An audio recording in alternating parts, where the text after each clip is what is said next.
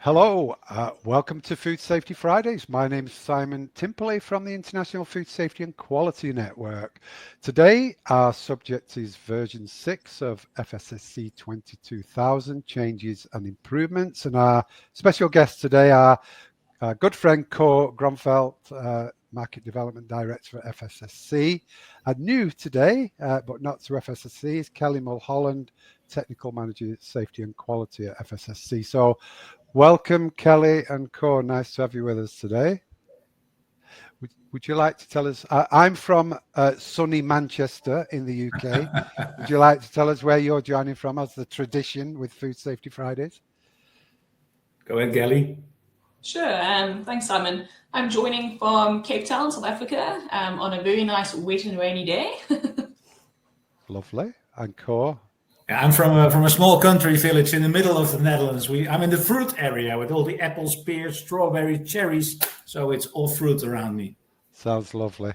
Tell us where you're joining from in the sidebar. Let's get to know each other. Richard from the UK, Ying from Toronto. Oh, it's going too fast. Abdul from Pakistan. You're all welcome. We've got over 2,000 people registered for today, so we're going to have a great session. Food Safety Fridays is sponsored, so I'm going to play the sponsor ads now, and we'll have the presentation straight after. So see you in a minute.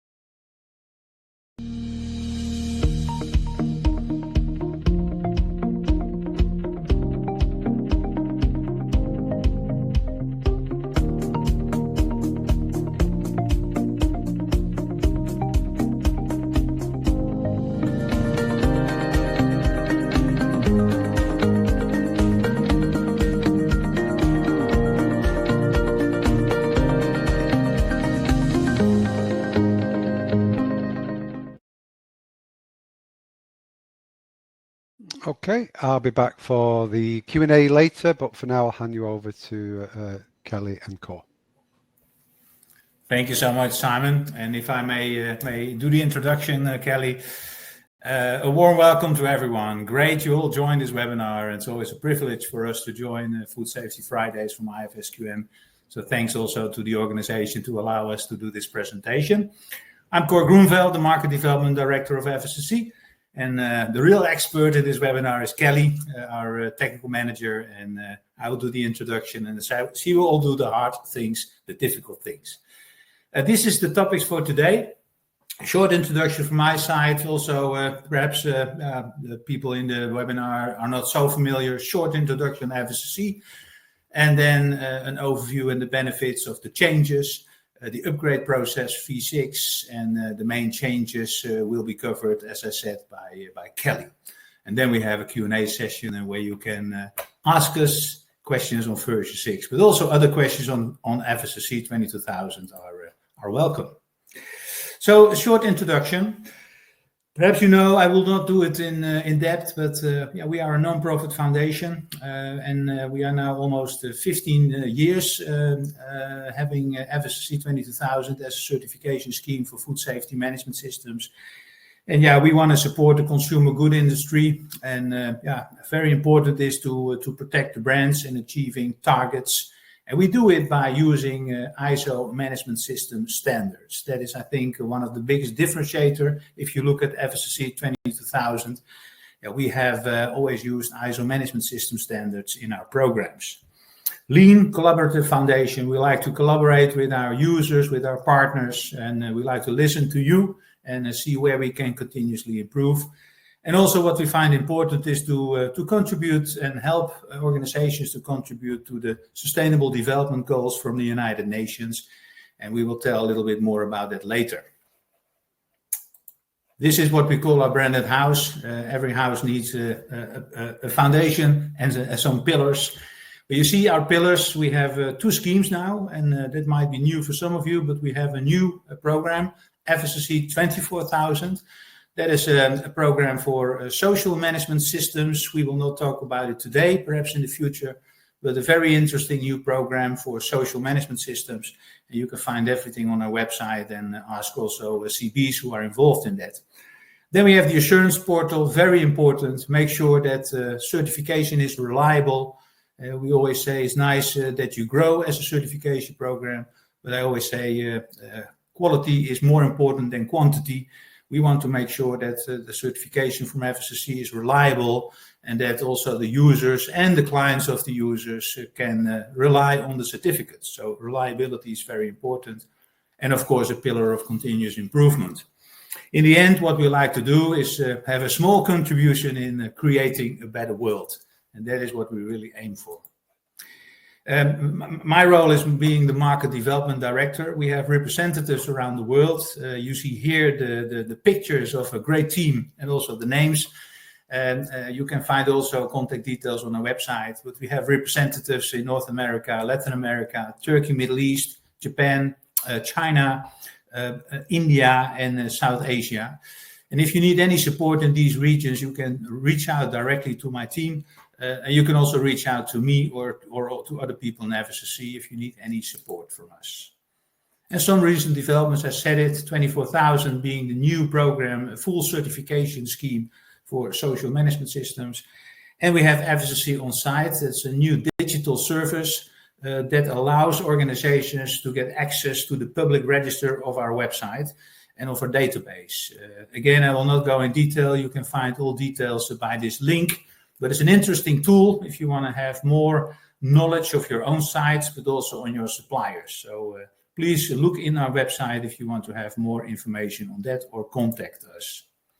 And now going to FSSC 22000. These are a number of characteristics. It is a food safety management system approach. The differentiator is using ISO standards, one of the differentiators. And especially you can use it also for integrated management systems. Perhaps you know that ISO decided a couple of years ago to have an IMS approach. And they have a harmonized structure of their management system standards. That means that all the management system standards of ISO, they have the same content in general.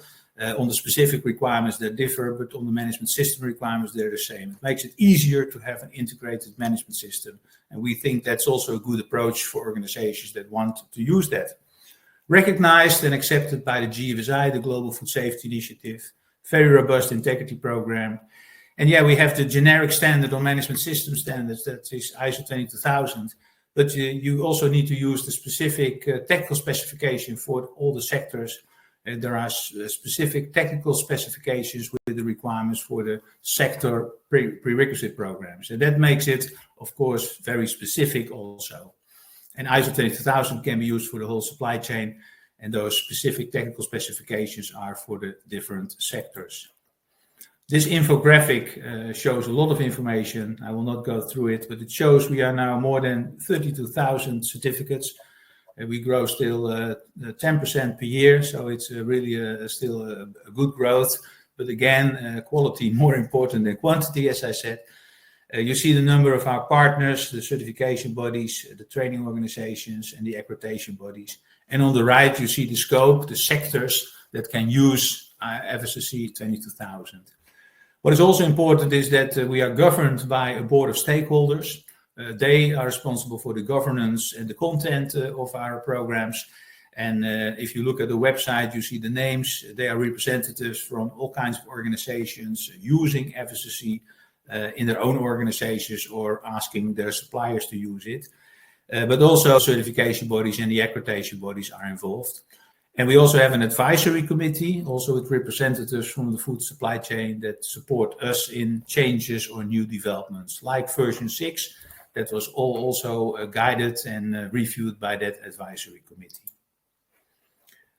A short overview and benefits of version 6 before I hand over to Kelly. Kelly will explain more in detail, but there is a new version of the ISO 22003. That's the document with the requirements for the certification process of FSSC 22000 and ISO 22000. So we need to follow that. So we had to incorporate it. We also wanted to strengthen our program by having requirements that also support the Sustainable Development Goals. Again, more details later.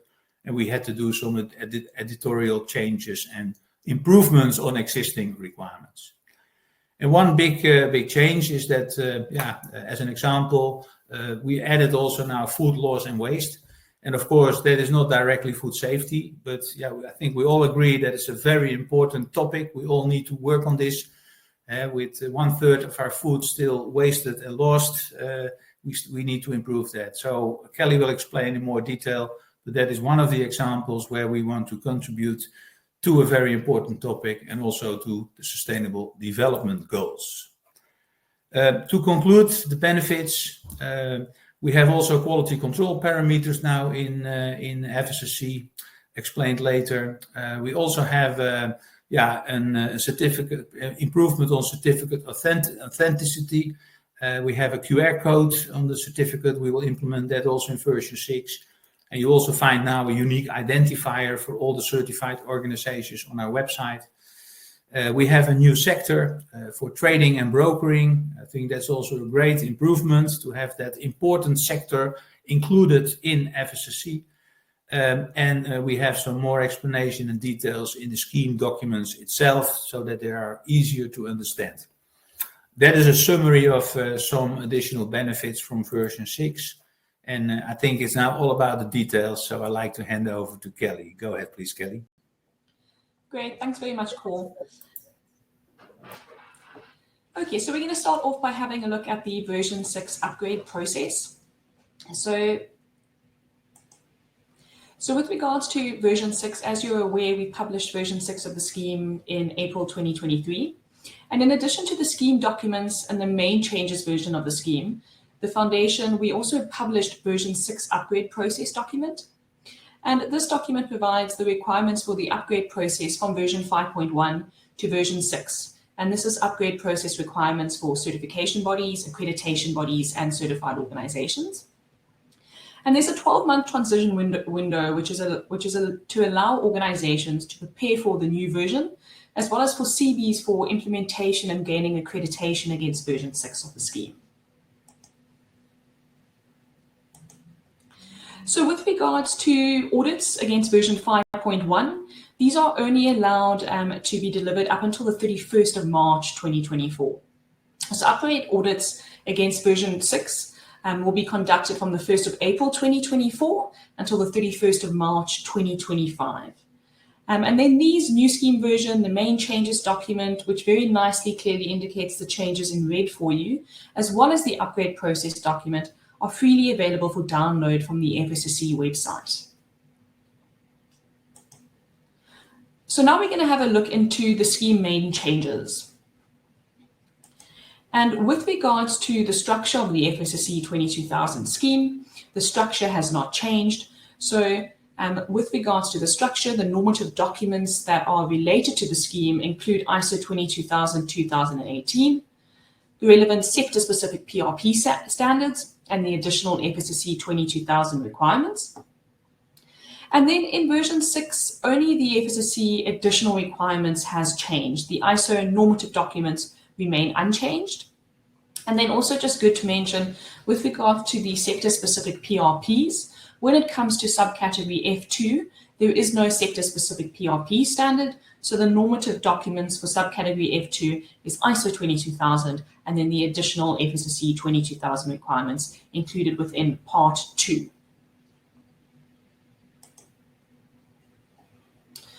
So further on the scheme structure, version 6 of the scheme consists of 5 parts, 2 appendices and 5 annexes, as well as the Board of Stakeholders decision list. So the Board of Stakeholders decision list is also available for download on the FSSC 22000 website, along with the scheme documentation. So within this webinar today, we're going to focus on Part 1 and Part 2 of the scheme. So first, let us have a look at Part 1. So Part 1 is the scheme overview.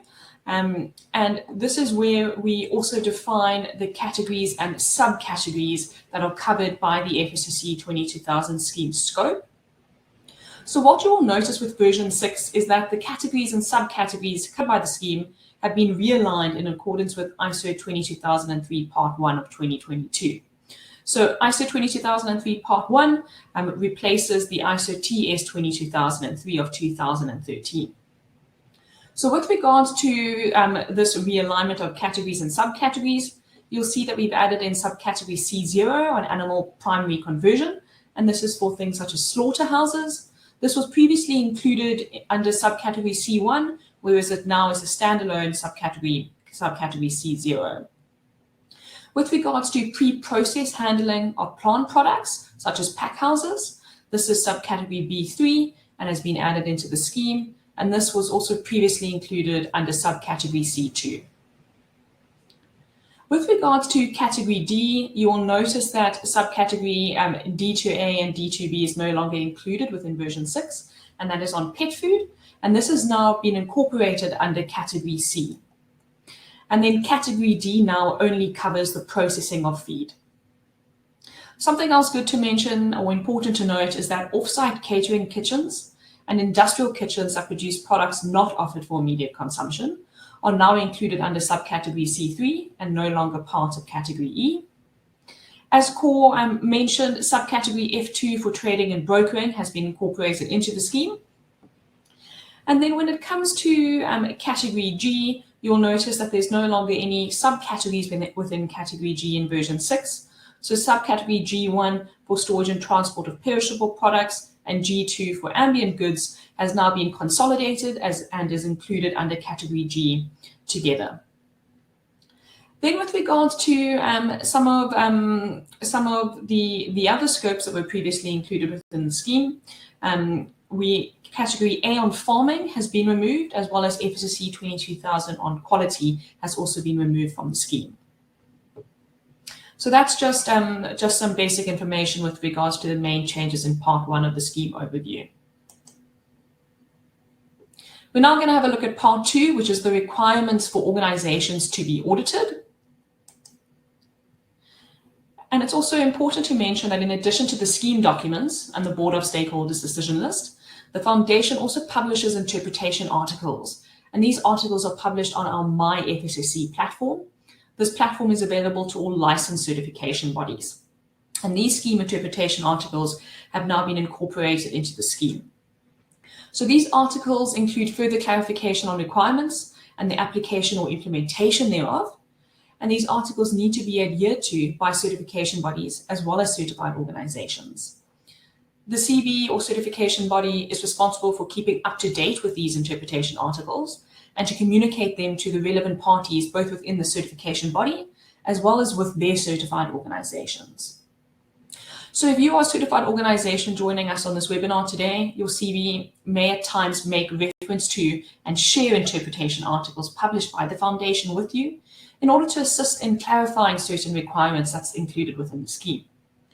So also very important to note that these interpretation articles are in place to assist with clarification on existing requirements. They're not there to include new requirements.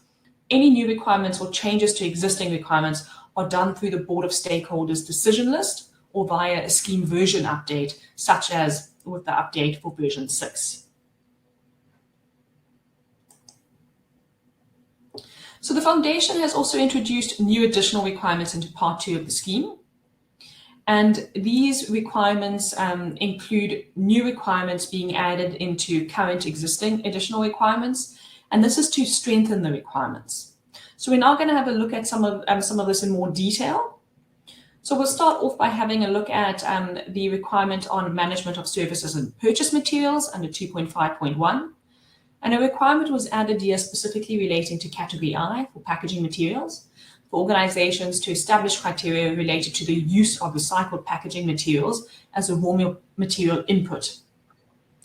And then also for 2.5.2 on product labeling and printed materials, you will note that a requirement was added relating to the control of claims on product labeling and packaging, including that where a claim is made, the organization shall maintain evidence of the validation to support the claim, as well as have verification systems in place. Then also within 2.5.2, a requirement was added specifically for category I and packaging materials for organizations to establish and implement artwork management and print control procedures. And this requirement also further details what needs to be considered within the procedure as well.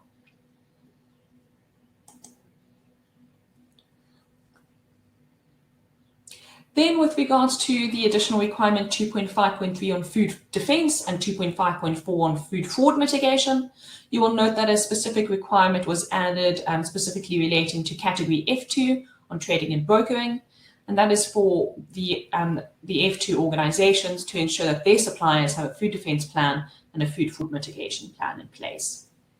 Also good to note that with regards to food defense and food fraud, the Foundation has published the updated version 6 guidance document on food defense, as well as one on food fraud, which is freely available for download on our website, and that was published this month as well.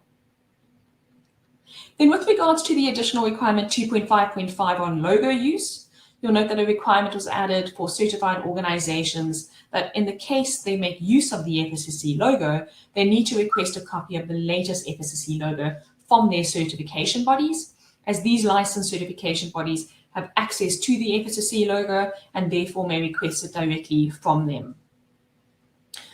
Also then further with regards to logo use, you'll note that an update has been made to indicate that the certified organization is not allowed to use the FSSC 22000 logo, any statement, or make reference to its certified status on the certificate of analysis or certificate of conformance, or where an exclusion to the scope of certification is applied.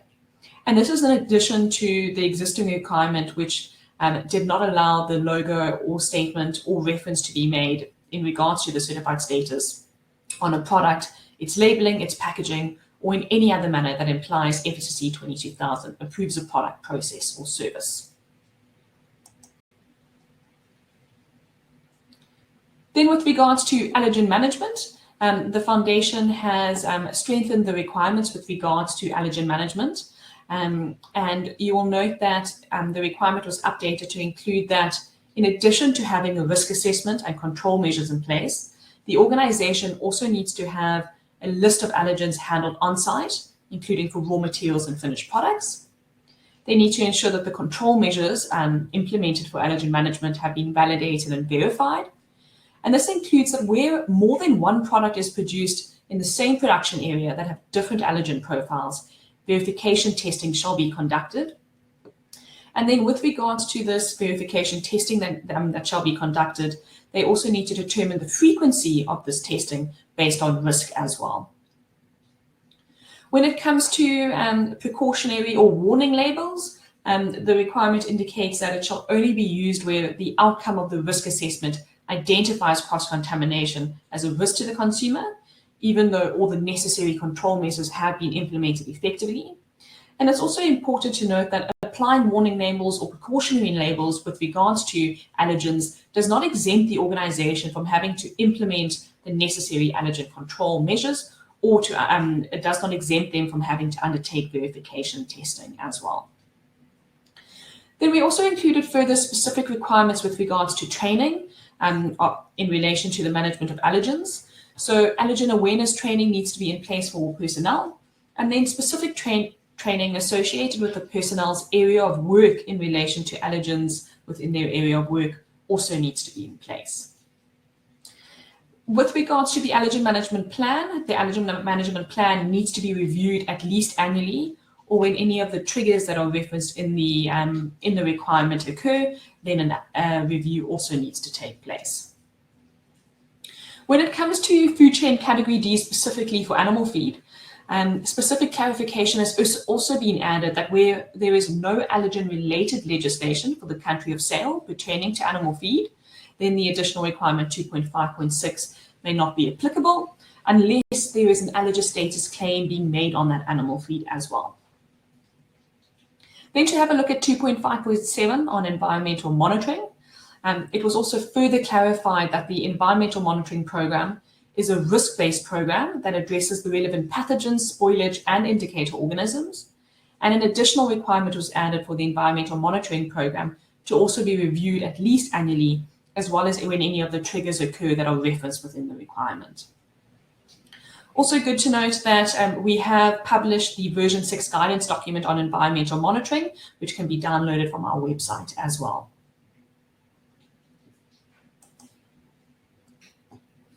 Next, we're having a look at transport, storage, and warehousing additional requirement 2.5.10. And a requirement was added here relating to the use of transport tankers. So the requirement addresses that where an organization uses tankers for transportation of final products, there needs to be a documented risk-based plan to address transport tanker cleaning. And this needs to take into account considerations relating to potential sources of cross-contamination, appropriate control measures, as well as cleaning validation.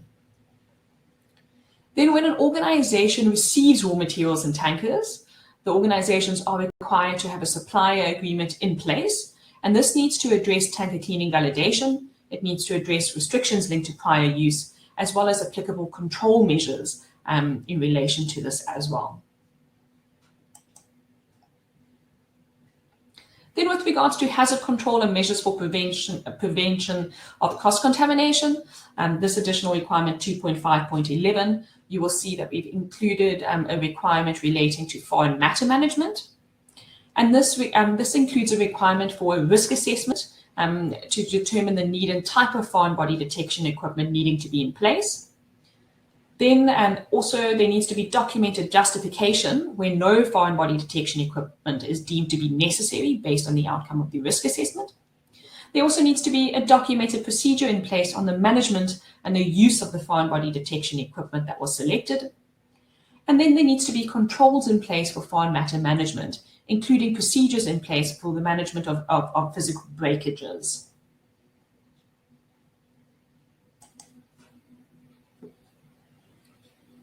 With regards to product design and development, there are two new additions within this requirement.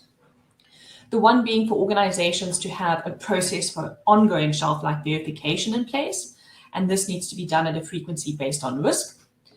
And then secondly, for organizations who produce ready-to-cook products, these organizations need to validate the cooking instructions that they apply on these ready-to-cook products. And this is to ensure that food safety is being maintained. So I just want to encourage you all to please make sure you go and review part 2 of the scheme in detail to familiarize yourself with the new additional requirements that were added into existing additional requirements. And again, we published a main changes version of the scheme. And within this main changes version, you will see the additions to the scheme highlighted or indicated in red.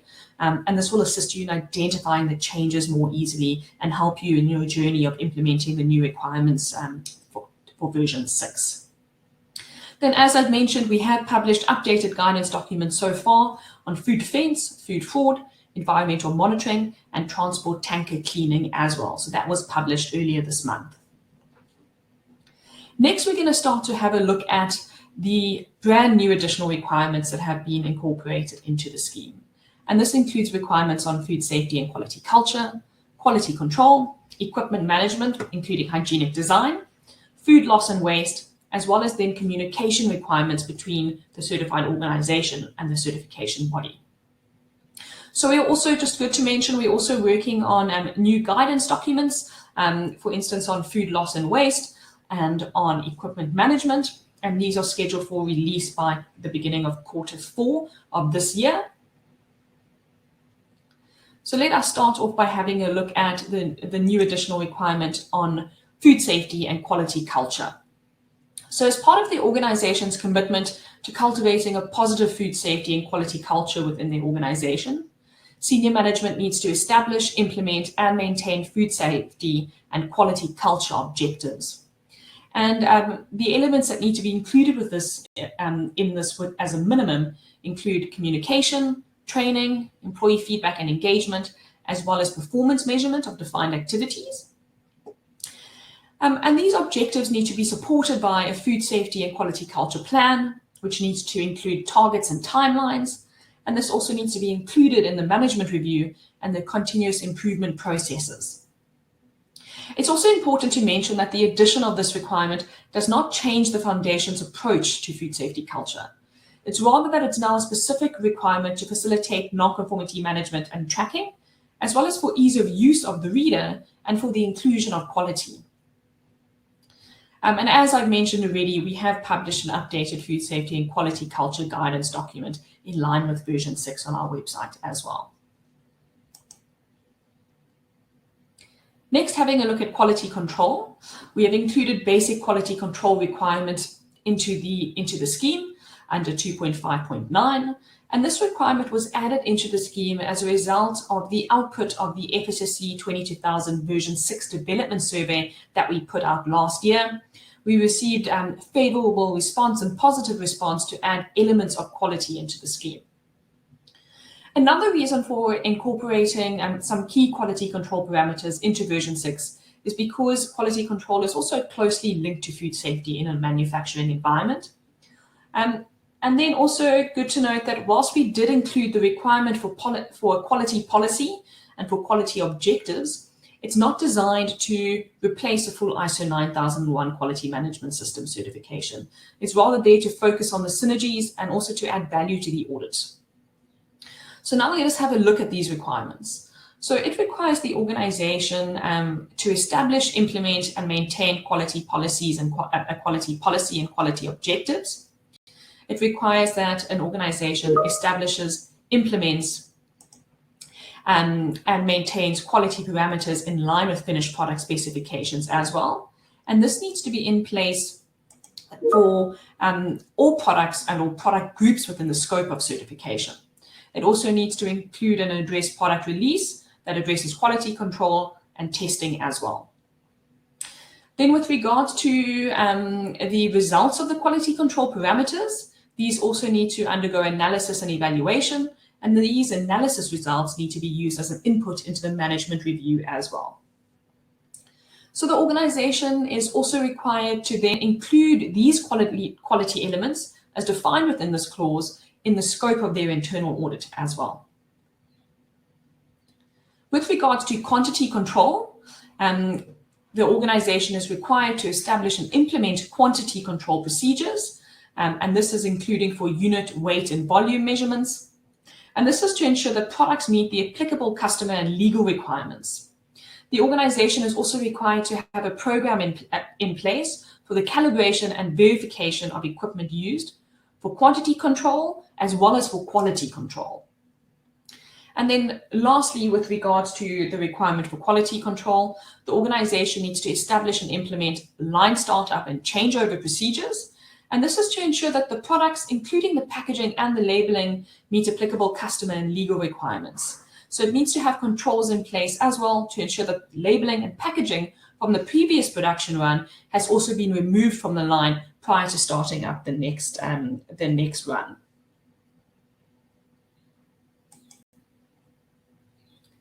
Then, as I've mentioned on the previous slide, one of the requirements is to have quality controls in place, and it's to have quality control parameters for finished products and product groups. And as an example here on this slide, we've included some examples of quality control parameters for a product group.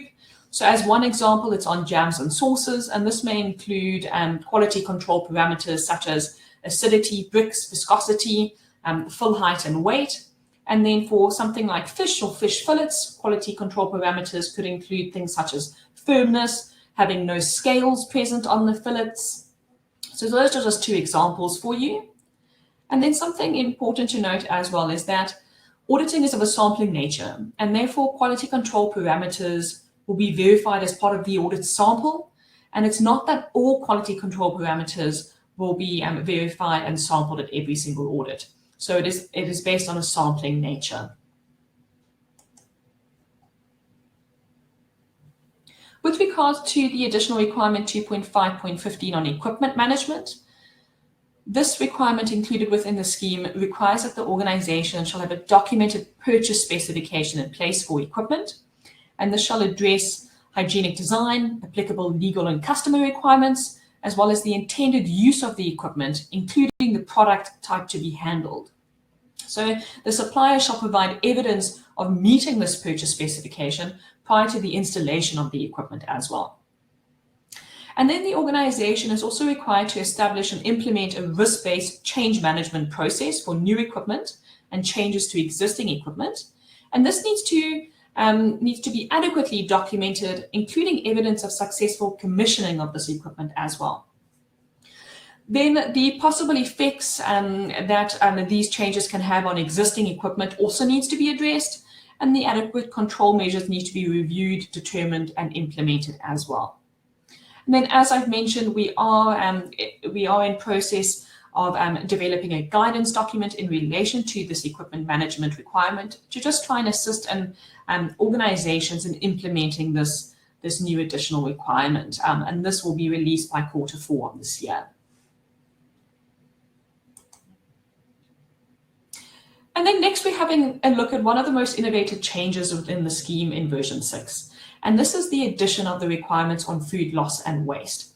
As you might be aware, this requirement has been added in order to support a silo breaking approach with regards to contributing to the United Nations Sustainable Development Goals, the UN SDGs. And the requirements relating to food loss and waste within version 6 include that organizations are required to have a documented policy and objectives detailing the organization's strategy to reduce food loss and waste within their organization and the related supply chain.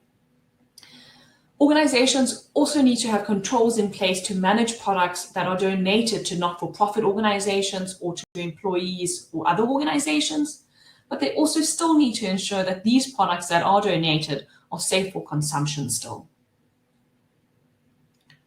Then in addition, organizations need to manage surplus products or byproducts that they intend to use as animal feed or food.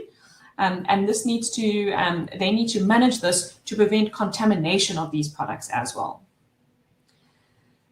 And then lastly, with regards to the requirement on food loss and waste, organizations also need to ensure that the processes that they implement comply with applicable legislation, that it's being kept up to date. And very importantly, you need to ensure that the implementation of these requirements does not have a negative impact on food safety. Then on the next slide, we're going to have a look at an example. And again, this is just an example of an objective that could be set on food loss and waste in relation to the organization. So in this example, it is that it includes that this organization has decided that they need to reduce the organization's food wastage by 10% year on year, with an overall reduction of 50% over the next 5 years. And the intent of this strategy is, in the first instance, to have a strategy defined that is reflected in the objectives that the organization sets. And so it will include the organization and then also the related supply chain that the organization has control over. And then the starting point would be for your own operations, but then also expanding into a more holistic approach in the longer term. So the strategy content and timelines are for the organization to define, and therefore that will differ for each organization. So again, what is displayed on the slide is merely an example. And then an example of a finding that could be raised with regards to this requirement is, for instance, when there is no documented policy or no objectives being established. Then, as I've mentioned already, we will be publishing a food loss and waste guidance document by Q4 of this year. And this, therefore allows for the release of these guidance documents to take place 6 months prior to the first audit against version 6 commencing. So this will then provide organizations with time to take the guidance into consideration as well. And then on to the last new additional requirement that we'd like to discuss today during this webinar is on communication requirements. So additional requirement 2.5.17. So organizations have been required to notify their certification bodies of serious events and situations within previous versions of the scheme as well.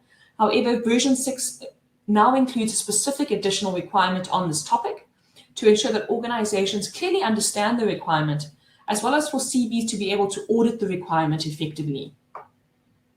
So the requirement includes that organizations shall inform the certification body within 3 working days of the commencement of serious events or serious situations.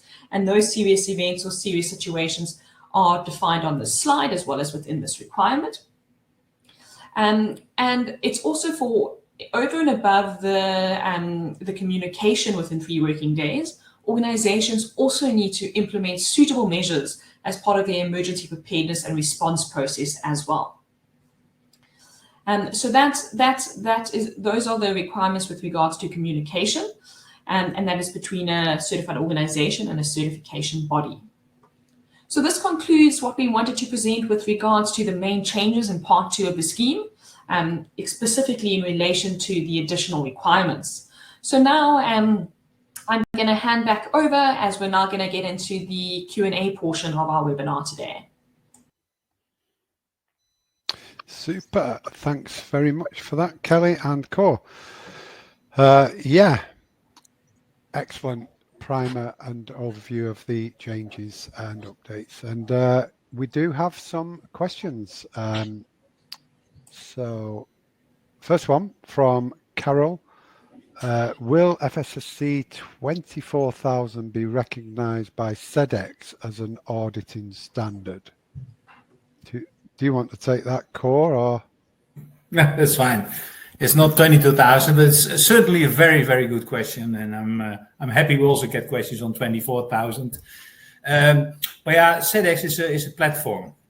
If you look at SEDEX, it's a platform, and you have what we call SMETA audits, and those SMETA audits can be accessed through that platform. So it's not that they recognize other schemes. That's not what they do. It's a program on its own. But there's quite a big difference with 24,000, because if you look at these SMETA audits, it's not certification. It's an audit on itself. It's a snapshot. You don't have a follow-up of non-conformities and corrective actions. And it's absolutely good, because there's a lot of interest in SMETA and SEDEX, and it's used by a lot of organizations, but it's a different approach. But if you look at 24,000, I will not go into detail because that's not the topic of today. But 24,000 is really having the ISO management system approach for a social management system, and then using a full certification program like FSSC 22,000. So it's really a copy-paste approach from 22,000, but then for social management systems. And most happy to give more information in another webinar or directly, but I think that is the answer on the question, I think. Okay, thanks, Cole. Appreciate it. Question from Kibunji. Other programs, schemes have a program of recognizing individual trainers. Does FSSC have a same procedure? If not, how can someone be recognized as a trainer, certified trainer? I can take it, Kelly, and then I think the rest is for you. No, we have until end of this year, we have a program for training organizations. So you can find also recognized training organizations on our website. But we decided to stop with that. Also in contact with the training organizations, we decided to stop with that. So we will not have a program for training organizations from next year. But we are now looking if we can have a program for training organizations or for consultants or other organizations that play a very important role because we really believe that training organizations and trainers and consultants are very important in the food supply chain. So we are looking now if we can have a kind of community with them. It will not be a recognition, but a kind of community that we can still provide them with good information that they can use in their great activities doing training or consultancy. But that's not decided yet. We are thinking and discussing at the moment and hope second half of this year that we can come up with a kind of plan. Okay, thanks. Question from Cynthia. I don't know if you can answer this. Are there any templates available for documenting the allergen risk assessment? I mean, you could always go to IFSQN. We sell templates for all sorts of GFSI standards, and they include allergen risk assessment templates. So there you go, a little plug for IFSQN, Cynthia. And also, if not, you can always ask on the discussion forum, because people share free documents on the IFSQN forum. Okay. Christoph, validation of cooking instructions. Would this also apply to rehydration of infant milk formula? So I'll take that question. So if you are putting cooking instructions on those products, or if you're putting instructions on how to go about heating and adding it into your powdered formula, then yes, it would apply to that, because we obviously need to ensure that that product is safe for consumption. So it is applying to any products that have to go through some form of cooking process. Okay, thanks, Kelly. Question from Olufemi regarding Section 2.5.9 quality control. What criteria will be used to assess the adequacy of the quality policy during an audit? Sure. So if I can answer that question as well. So with regards to that requirement, when it comes to the quality policy and the quality objectives, we've added in a top line requirement. So the organization obviously needs to have their quality policy in place, and each organization will develop their own quality policy, addressing the quality parameters within their organization. So we would assess it to see that what is incorporated within your quality policy is obviously specific to your organization, and it's encompassing the quality related aspects relating to your organization. Okay, question from Dave. Does having ISO 9000 certification demonstrate compliance with 2.5.9? If I can answer that one as well. So no, having an ISO 9001 certification doesn't demonstrate compliance to the 2.5.9 requirement. It's obviously a great certification to have, and it assesses your entire quality management system. But when it comes to 2.5.9, you would still be audited against the requirements in the scheme. So having a 9001 certification wouldn't exempt you from having to be audited against it, but it would obviously be a great step, because you would then already have your quality control processes in place within your organization. Okay, thank you. And a question from Christoph on quality control. This may potentially very significantly increase the scope of audit and time needed for the auditor. How far should we audit this? How much time should we spend on this? And that's a great question. So when it comes to the audit duration for the scheme, I know we didn't touch on changes in part 3 today, but there has been an increase with regards to audit duration. So you'll see that our FSSC duration that's added on top of the ISO 22003 minimum basic audit duration has been increased by 0.5 man day. So there has been an increase in the duration to allow for the new requirements added in, also to make sure that the audit is of a robust nature and you're able to meet those audit objectives. But then also, like I mentioned earlier, it's of a sampling process. So when you're doing your vertical audit and you're sampling a product and you're looking at the product specification, at the same time, you're checking the quality control parameters related to that product, like you would be looking at the food safety related parameters that are put in place. So again, it's of a sampling nature with regards to that quality, those quality parameters that are being assessed. Okay, thanks. Question from Lauren. What is the status of the interpretations of existing requirements within the guidance documents? Are they meant to be cascaded to the certified organizations by the certification bodies as well? So if I'm looking at that question, you're mentioning guidance documents. So those are freely available on our website. Any organization can log onto that website at any stage and download those guidance documents for free. When it comes to, you've mentioned interpretation. If you're talking about the interpretation articles, those articles are, for instance, clarifications on audit durations, and how they're calculated and things of that nature. And those interpretation articles are available to certification bodies, and they would then provide them to you if you were needing further clarification on a certain topic at the time of discussions in relation to that. Okay, thanks. Another question from Christoph.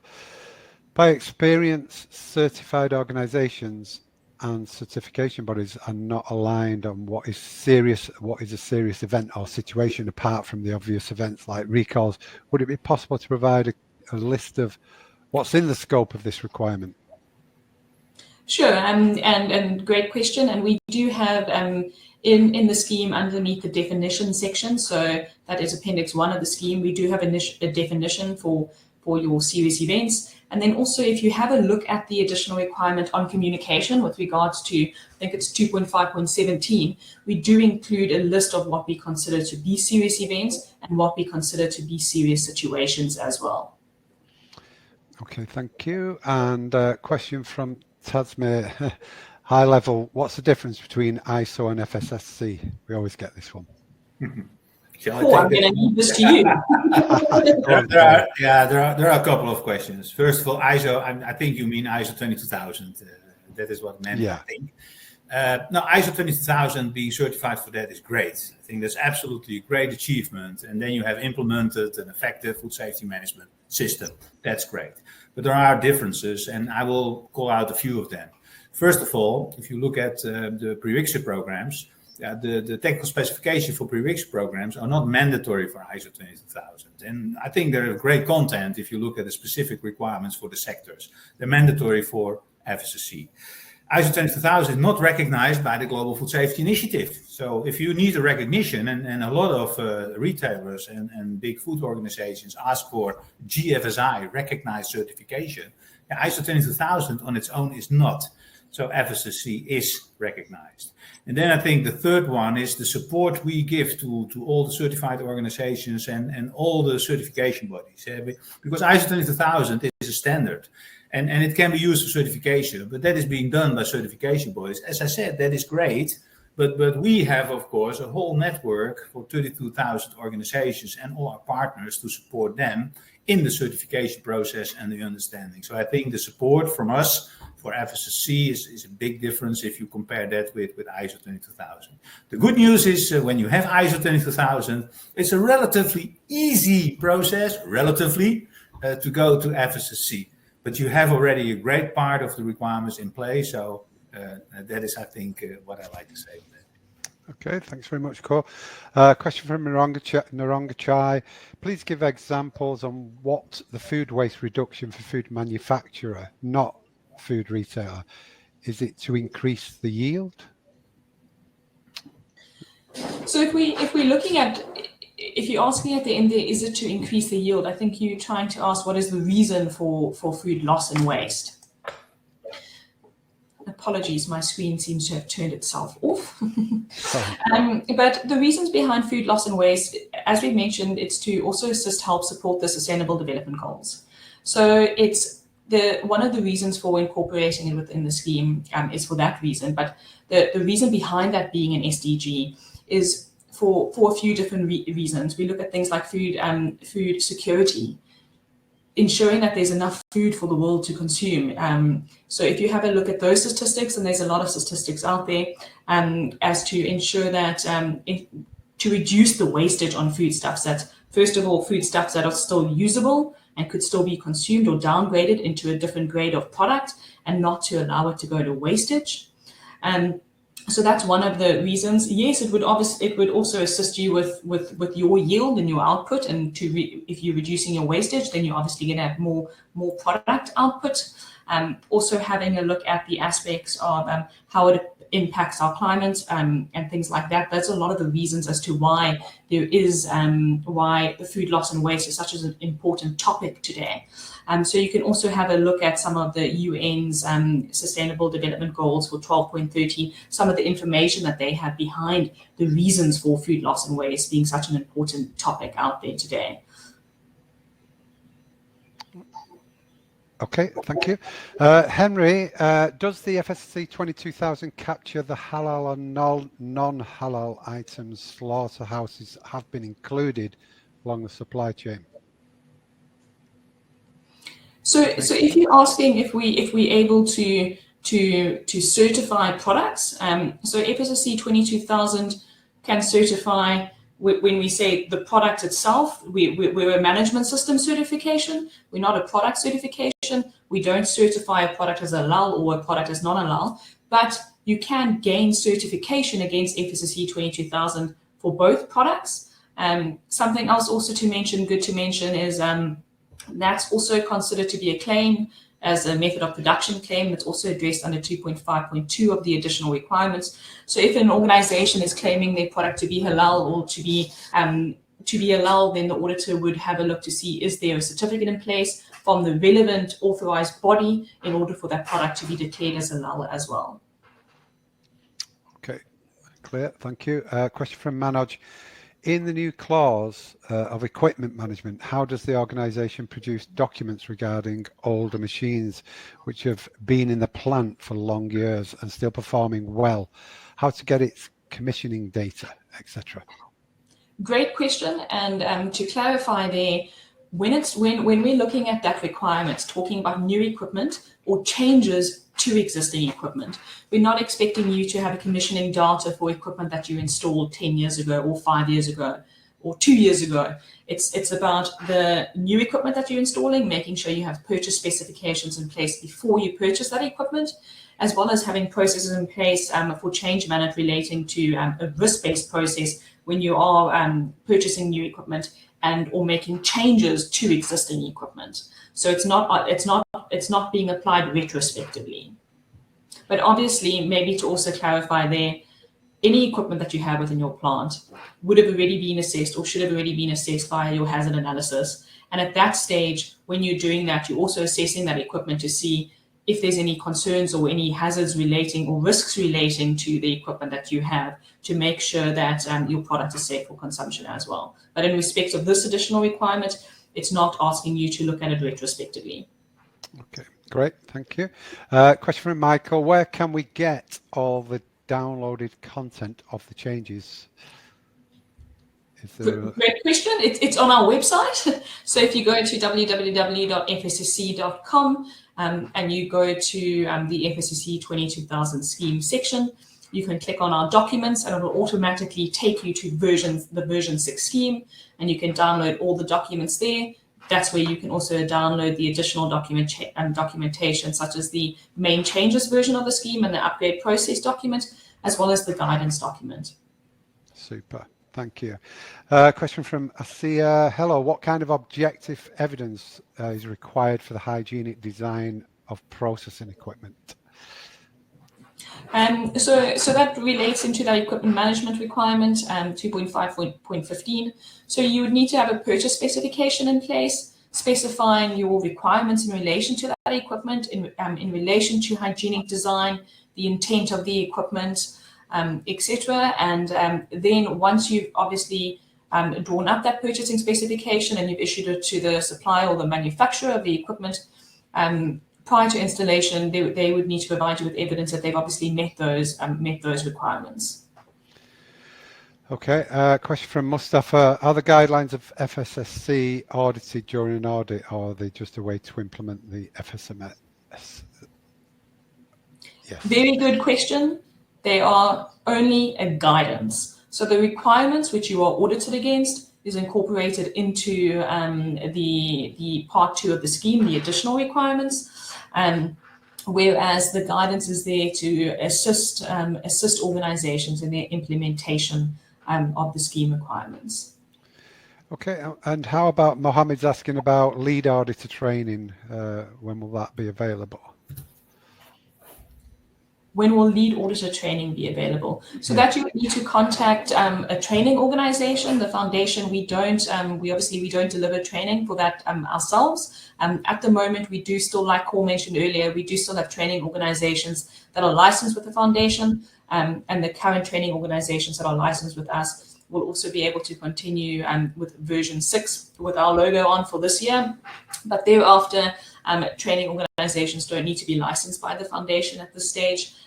So it would depend on once they've updated their materials and they've aligned it with the requirements of version 6 of the scheme. Okay, question from Sanjeewa. How to validate a magnet bar in flour processing? It's quite detailed. Can you answer that, or do you want to move on?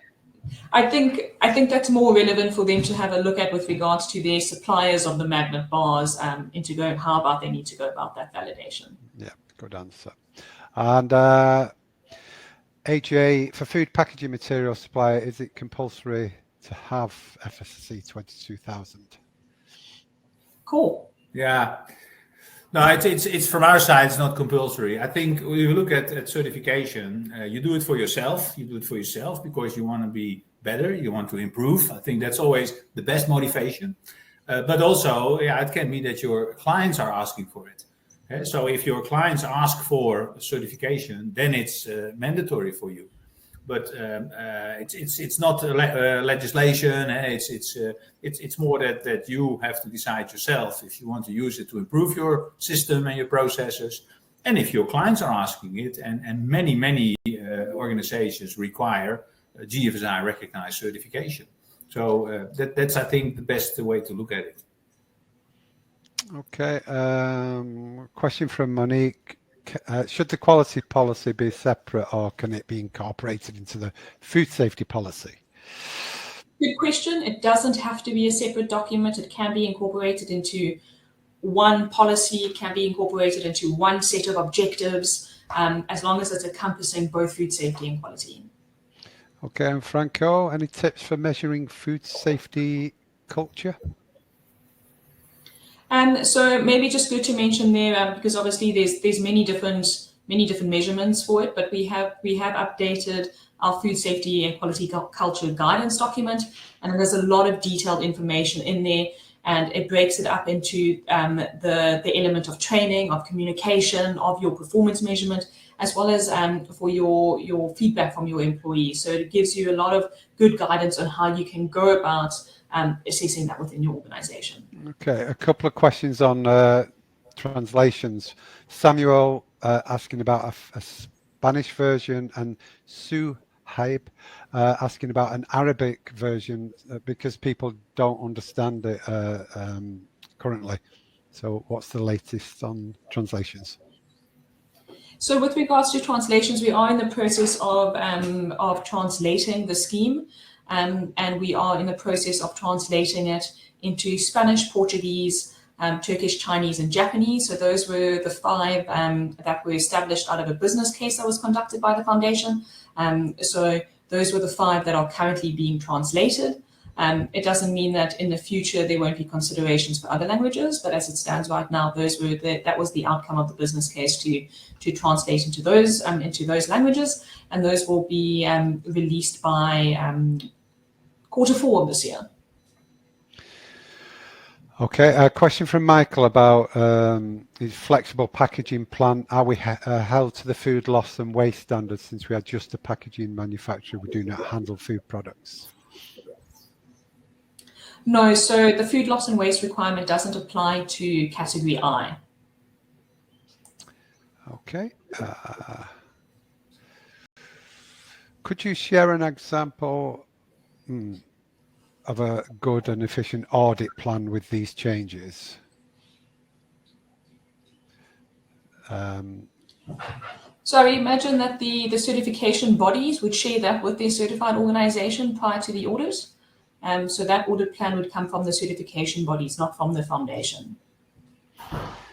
Okay. Question from Michael. Question from Vanessa. FSSC 22000Q still have audits, or FSSC 22000 will be just one for food safety and quality? So, Cor, I'm not sure if you want to add on to that, but I can do, and you can add if you like. But we FSSC 22000Q will end with version 6. That will mean that it will not be able to have the quality management system part audited under FSSC. And if you look at FSSQ, it was, of course, the content of ISO 9001. That was the effect, but was under FSSC. So that will stop. But organizations can continue with having a quality management system in place, but they have to use a regular ISO 9001 audit. And their certification bodies normally can also deliver that to them. So then it will be even a combined audit is possible. You have an FSSC 22000 audit for food safety, and you have an ISO 9001 audit for quality management system. And if you like it, and if your certification body can deliver, they can do it in a combined audit, but it will be 2 audit reports, and it will be 2 different certificates. So that is a change that will happen, but organizations can still have a quality management system in place that has been audited and certified. I don't know if you want to add anything on that, Kelly? No. Okay, thanks, Cor. Question from Anna. The quality control analysis will it also need to be conducted by a competent lab that has participation in proficiency test program or ISO 17025 accreditation, like the validation and verification analysis? Good question. So the requirement that's being referenced there under 2.5.1 is relating to food safety. So that requirement relates into food safety. But when it comes to quality control, within the requirement of 2.5.9, we do have a requirement that there needs to be a process in place for the calibration and the verification of equipment utilized for quality control as well as for quantity control testing as well. So they would need to have a calibration and verification program in place for that. Okay, question from Noah. FSSC version 6 includes requirements for SDG 12 for reducing food waste. For companies certified to version 6, is there any restriction on certified companies claiming compliance to SGD 12? Good question, but it's the FSSC 22000 audit is not a full food loss and waste audit. So it's not auditing you against as it stands right now. So as the standard as the requirement stands right now, it's a top level having a look to see if you have a strategy and objectives in place. Whereas the full protocol of food loss and waste goes a lot further than that. And so no, having an FSSC 22000 audit wouldn't allow you to claim that you are meeting the requirement of SDG 12, because SDG 12.3 has specific requirements with regards to the percentage of reduction that you need to be meeting. So as it stands right now within our requirement, you wouldn't be able to make that claim, no. Okay, question from Irene. Still coming the questions. Can food safety and food quality objectives be the same? If not, can you share an example to distinguish one from the other? Sure. So you can have them within the same. You can document them together, but your objective for quality would be different to your objective for food safety. So, as an example, if you're talking about you wanting to have a reduction of 10% year on year on your customer complaints relating to quality, that objective is different to your objective that you might have for food safety. So although they could be documented together in the same document or so forth, they would still need to have specific objectives for quality and specific for food safety. Okay, thank you. Question from Irene. Sometimes to maintain food quality, we may contribute to more food waste. How to find a balance between quality and waste parameters? Yeah, it's a good question, and we will be putting out that guidance document. But again, you can set your quality parameters for products which you are downgrading into a different grade. So whereas obviously you need to ensure that the product is safe for consumption, you can also have different grades of quality on products to allow for food not to be wasted. So it is something to look into, and organizations will need to review that. But again, we will also have that guidance document, and we hope that it will also assist organizations further with the implementation of that requirement. Okay, just 3 more at the time being. Abhishek, is it compulsory to swab test in a manufacturing unit manufacturing hot products which are antimicrobial in nature? It's a bit detailed, but... So I'd imagine we're talking about the environmental monitoring program. Yeah. So you would need to, organizations relevant to the categories that are referenced for the environmental monitoring requirement would need to have a risk-based, they would need to have a risk assessment in place, and they would need to then develop their environmental monitoring program based on that risk assessment. And the frequency in which that verification would take place would be dependent on that risk assessment, but they would be expected that there is some form of verification taking place with regards to environmental monitoring. It may just be at a lower frequency than what it would be in a ready-to-eat salad manufacturer, for instance. Okay, thanks. Olu Sonia, what are the requirements to audit FSSC 22000 version 6, which is different from 5.1? So with regards to that, you can have a look at our main changes version of the scheme. It indicates in red all of the changes or all of the additions that have been added to the scheme. So it easily helps you identify that. So not only for part 1 and part 2 that we've discussed today, but it also goes through the changes with regards to audit duration and changes with regards to non-conformity management. So you'll be able to easily identify that within that version. Okay, question from Emmanuel. How do you audit food safety culture? So yeah, there's a lot of aspects to that. So obviously, the auditor is going to audit against the requirements of the scheme. They're going to have a look at to see what you've put together in your food safety and quality culture plan. They're going to have a look at what target and measures you have implemented. They're going to assess to see whether you have met those objectives that you've set and those targets that you put into place. And then obviously they'll audit that at different levels within your organization. When they're on the production floor, when they're talking to top management, they're having a look to see how are you, from what you've indicated in your plan, how are you actually addressing that throughout your organization as well. Mohammed's just mentioning that there's an outdated page on the website that obviously will get updated soon.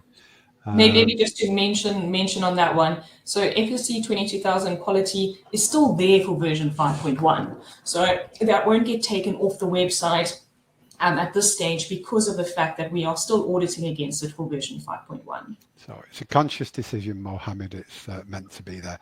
And Durag, this is the last one we're going to take now because we've run quite a bit over. Durag, how to plan and measure food safety culture objectives? I think that might be a question that we've had similarly a little bit earlier. Yeah. As I've mentioned, we do have that guidance document available, and it goes through with regards to implementation of food safety culture within your organization and how you can address that. So please do go and have a look at that for a lot more detail. And I don't like to leave things untidy. There is one more from Vishal, but this is the very last one. Is SDG applicable for other GFSI certification programs, which are also under GFSI schemes? So as mentioned earlier, the addition of the food loss and waste requirement was an addition that we as the foundation have decided to add in. So our overall vision and mission of the foundation is to create a better world. We also signed an agreement with the Global Compact, and our goal is to create a better world. So we have decided to add that in addition to the requirements that are stipulated from GFSI. Okay. Timeline for transition to version 6? So 12 months from the date of publication, from the 1st of April 2024, we will be starting version 6 audits. And then between 1st of April 2024 to the 31st of March 2025, all upgrade audits to version 6 will need to have taken place. And then within, just to mention as well, within 2 months after the 31st of March, so say the end of May, all certificates need to have been issued against version 6. Amazing. Right. Thanks very much, Kelly and Co. I know we've run 15 minutes over. You answered a rake of questions, a raft of questions. Amazing. So great presentation, lots of Q&A. Fantastic. We had over 2,100 registered, over 600 were live at one point. So super update there. So appreciate your time today, both of you. Okay. Most welcome. Thank you so much. And we enjoyed it. Have a great weekend. Cheers. Thank you. Okay, everybody, that was Kelly and Co from FSSC. I've loaded your certificate in this sidebar. We will be sending you a PDF copy of the slides, the recording, and the certificate in a follow-up email in an hour or so. So thanks for your attendance today. Enjoy the rest of your Friday and have a great weekend, and we'll see you on the next one. Cheers. Bye-bye.